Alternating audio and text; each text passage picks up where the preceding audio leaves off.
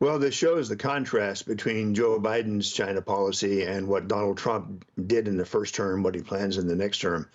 The Biden people are, I think, very stupidly, they keep provoking Taiwan. Biden keeps saying we'll defend Taiwan when he knows his own staff takes it back. This is a very divided government in Taiwan. The majority in parliament wants talks with China. They had 8 years of negotiations with China that you can now fly, nonstop between Taiwan and Beijing several times a day. So Trump accepted the one China policy. He got Xi Jinping to come to Mar-a-Lago, saw him again in Osaka, Buenos Aires, in Beijing. Trump got a lot of things done with Xi Jinping that could lead to as many as 2 million new jobs, and most of all, avoiding nuclear war. The Biden people have been so provocative to Taiwan, even though they know there's 2 million Taiwan businessmen in mainland China, Griff. The Biden people are kind of stoking, or to change metaphors, they're pushing on the most sensitive nerve the Chinese have. So 2 more nights to stay in Hawaii overnight, that's what Taiwan's president wants. That the Chinese say is a cause of war. So I leave it up to see what's going to happen with President Trump. But I think provoking China needlessly over Taiwan is a big mistake if you want bigger things from China, like a Ukraine peace plan. The Chinese have got one. Biden won't even talk about it with them. It's really kind of bizarre how the Biden people are provoking China almost every day. Well, you're right. Looking ahead to the next administration, I think tariffs are certainly on the way. But I do want to give you a statement because the Defense Ministry spokesperson for China says this.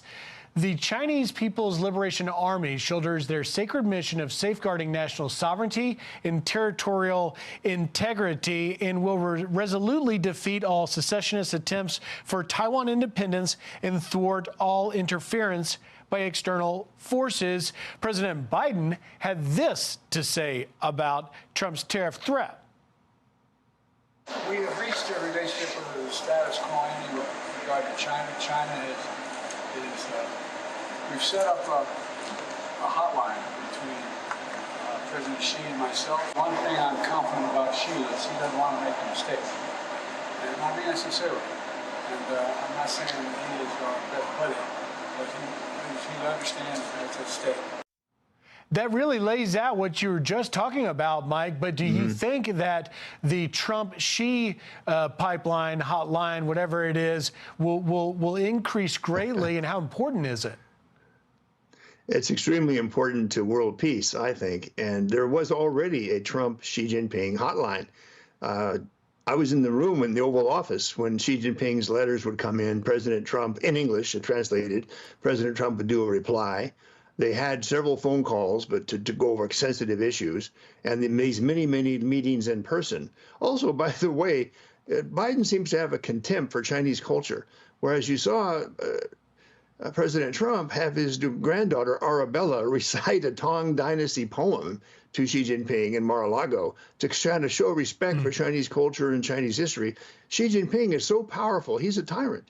He's the one who makes concessions that Trump wants to get in his second term. Yeah. So the Biden approach is just foolish, Griff, I think. We'll see, Mike, what Biden's reaction is if indeed we see more Chinese drills in the Taiwan Strait, which we expect. We saw it this time last year. We may see it again soon. Just quickly before we run out of time, I do want to get your take and reaction to Russia's attack on Ukraine, launching more than 200 missiles and drones. Escalation there that you're worried about? Yeah, major escalation. Don't forget who's the backer of Putin and the Russian defense industrial complex. It's China. If China could be persuaded by President Trump to back off from support of Russia, and there's some evidence some Chinese want to do that, we have a possibility of a ceasefire that the Chinese put so much pressure on the Russians that they have to meet the terms of a ceasefire. So that's what's really a major war and peace issue, Griff, is whether or not the Chinese will help us with Iran and with Ukraine, with trade agreements being restarted, those kinds of things, and stop these little pinprick pointless provocations that Biden seems compelled to pursue. You do a great job, Mike, of putting it all into the big picture context. We appreciate your time. Mike Pillsbury, Heritage Foundation Senior Fellow, thank you for your time.